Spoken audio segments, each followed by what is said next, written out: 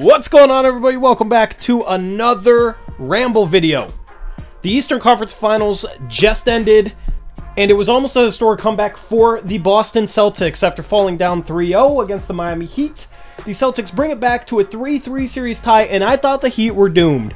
But the Heat go into Boston in Game 7 and absolutely eviscerate the Boston Celtics and move on to the NBA Finals. Now, this series meant a ton to Blazer fans for one reason only, and that is Jaylen Marcellus Brown. And we're going to talk about his whole situation. We're also going to have a stream tonight, the night that I'm dropping this video, on our second channel, Blazers Uprise Live, link in the description box below, and we'll talk about that more, me and Eric Brandt will. There's been a lot of talk about Jaylen Brown not being happy in Boston. And there's been reports from my co-host Eric Brandt, as you guys should know here on the channel, but also other Blazer credentialed media members about how Jaylen Brown would want to play with Damian Lillard and Jeremy Grant. And then you also have Jusuf Nurkic tweeting this out, which is just a number 7, which is Jaylen Brown's number with whatever this emoji means. And this just kind of reminds me of when Nurkic and Hart, when they were Portland Trailblazers last season, were talking to Jeremy Grant before he was obviously traded to the Blazers. And it was foreshadowing. It was foreshadowing. I feel like this tweet might be some foreshadowing. Jaylen Brown has a year left on his contract, and he could use that as leverage if he wants to leave Boston. And there was talk that should the Celtics lose this series against the Miami Heat, Jaylen Brown would want to get traded. And there's a couple different reasons for this. Apparently, Jaylen Brown doesn't like the fans there in Boston, and then they were booing him in Game 7, so now hopefully he really doesn't like the fans. And the Celtics included him in trade offers for Anthony Davis and Kevin Durant in past off seasons, which, I mean, kind of makes sense. You're talking about AD and KD, but there's been a lot of whispers about how Jaylen Brown doesn't like it there in Boston, and he is eligible for a Supermax where he could make $295 million over 5 years. Should he get traded, he could only sign an extension for 5 years and $240 million, so he does miss out on $55 million. But Jaylen Brown doesn't seem like the type of guy to really care too much about that final $55 million. Maybe that's hopeful thinking as a Blazer fan. But this has put Jaylen Brown in a situation where people are actually expecting him to ask out. A lot of Celtics fans, a lot of people across the league do expect him to return to the Celtics, and there's people that expect the Celtics to bring him back even if he asks out. But with only a year left on his deal, this situation should get pretty intriguing at the very least. And if he wants out, if you're the Celtics, you probably have to trade him because he could walk for nothing next offseason, and you could get a lot of value back for Jaylen Brown. You pretty much have to. Now, I'll be the first to admit I don't have any sources myself, really, but there are people that I do trust, including Eric, that seem pretty plugged into the situation. Eric, of course, 2 months prior to the Jeremy Grant trade, called basically that trade and what would be included in it to a T, included some details about how Jeremy Grant was already with Damian Lillard in Portland, working out with him and all sorts of stuff. And Eric was very confident that Jaylen Brown would become a Portland Trailblazer if the Celtics lost the series. So now with the Celtics losing the series, now it's time for Blazer fans to set their sights on Jaylen Brown. Now, some Blazer fans don't want Jaylen Brown. Some Blazer fans want to keep Dame but keep the 3rd overall pick. Some Blazer fans want to get rid of Damian Lillard. There is no consensus opinion here. Some fans want to go the young route. Some fans want to play both timelines. Some fans want to trade the 3rd pick for a Jaylen Brown type of player and try and be as competitive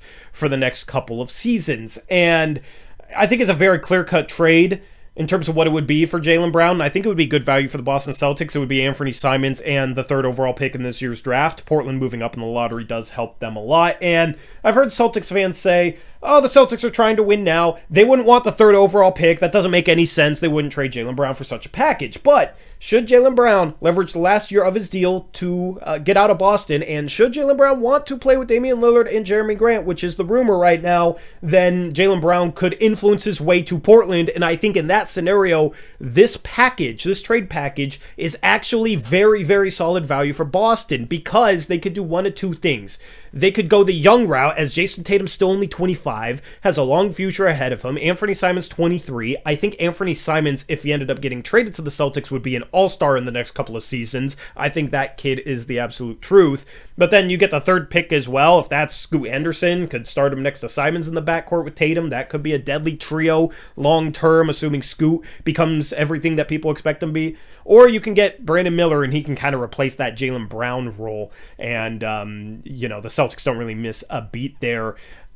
The other option for the Celtics is they could always flip the third pick. Maybe Siakam's available for it, and they could get Siakam and Anfernee Simons for Jaylen Brown, and maybe like a Malcolm Brogdon goes to another team or something like that. And in that case, I think the Celtics might actually be better next year.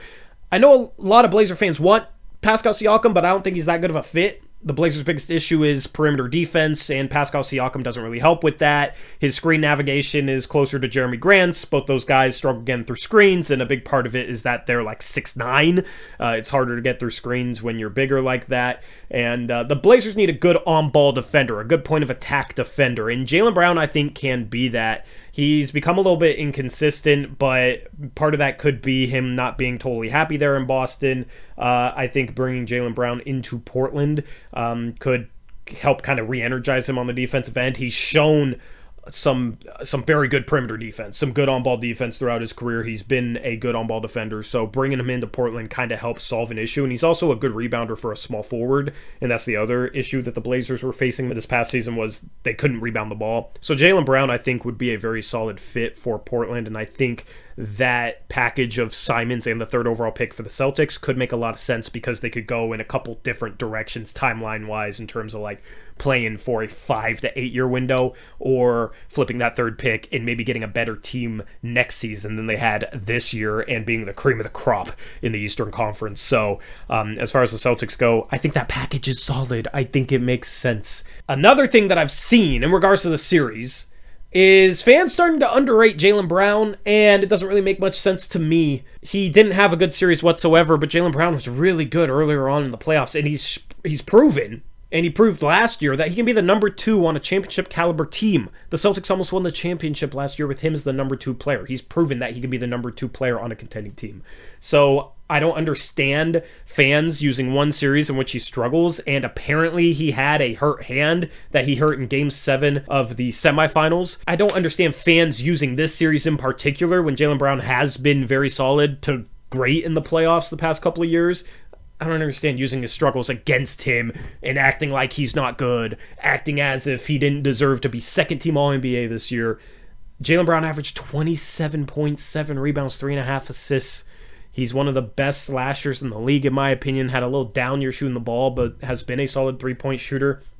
He has his weaknesses, of course, but, I mean, at what point are we going to go get Damian Lillard a second star and stop worrying about the weakness of every single player? Just as long as they can address the Blazers' biggest weaknesses, which Jaylen Brown does in terms of rebounding and perimeter defense, it makes sense for Portland to try and swing for the fences. So I'm rooting for Jaylen Brown to be a Blazer because I want the Blazers to go for it with Damian Lillard. I want to finally give Damian Lillard that second star, and Jaylen Brown will be a ton of fun to watch on this basketball team, and Portland would still have future picks and other assets in order to build to that team. If you could have a starting lineup of Dame, Shane Sharp, Jaylen Brown, Jeremy Grant, Yusuf Nurkic, I think that could make some noise. If you had a good bench with that, I think that team could be very dangerous. I also want it to happen because I think Eric was first in terms of reporting the possibility of Jaylen Brown wanting to come to the Blazers and wanting to play specifically with Damian Lillard and Jeremy Grant. So if things play out that way, there's your proof that Eric is plugged in, because I know a lot of people like to discredit him,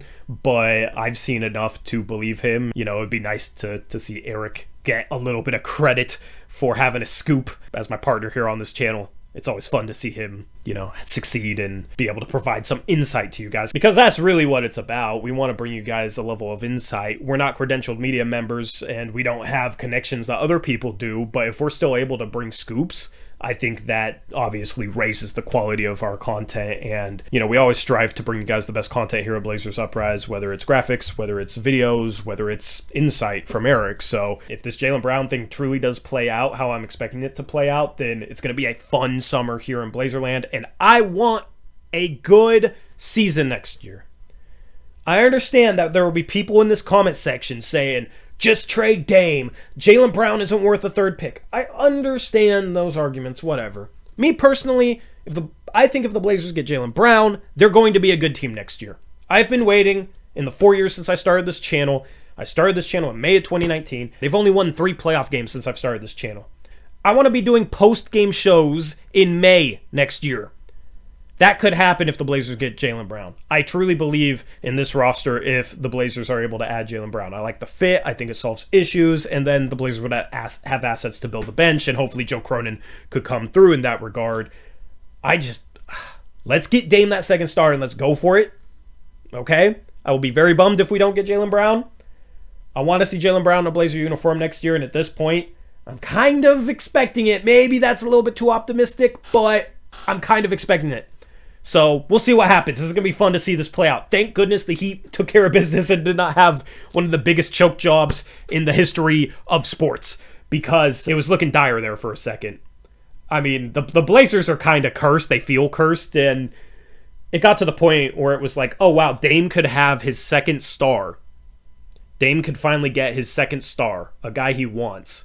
The Celtics just have to lose this series. They're down 3-0, and the Blazers are so cursed that somehow it's going to curse the Heat into giving up a 3-0 series lead. That's how I was feeling for a while there. But the Heat took care of business, so shout out to them. Heat Nuggets finals, that's going to be interesting to watch.